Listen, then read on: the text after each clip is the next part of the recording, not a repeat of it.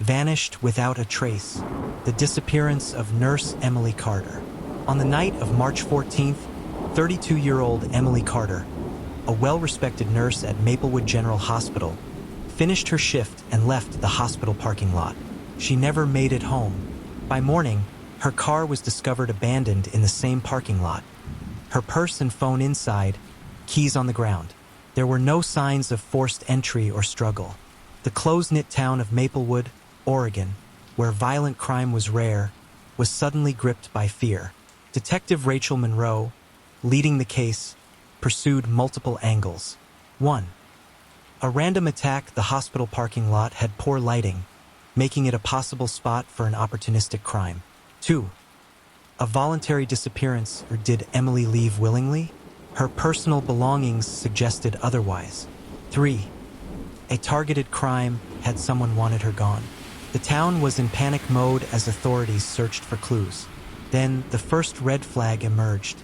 Emily had reported feeling watched in the weeks before her disappearance. A mysterious note found in her locker read, "Stay silent or else." Security cameras malfunctioned on the night she disappeared. As detectives dug deeper, Emily's perfect life began to crack. Bank records showed unexplained withdrawals of large sums in the past 2 months. Phone records revealed 200-plus calls and messages between her and Dr. Lucas Grant, a married surgeon at her hospital. Her best friend, Laura Whitman, confessed that Emily was working on exposing a fraudulent medical scheme involving the hospital. Dr. Grant was brought in for questioning. At first, he denied any involvement, but the pressure mounted.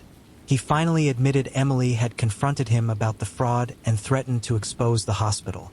However, Grant swore that when Emily left him that night, she was alive. With Grant's alibi checking out, Detective Monroe turned her attention to Emily's fiancé, Mark Reynolds. A gas station attendant reported seeing Emily's car pull over around 11:30 p.m. and a man getting into the passenger seat.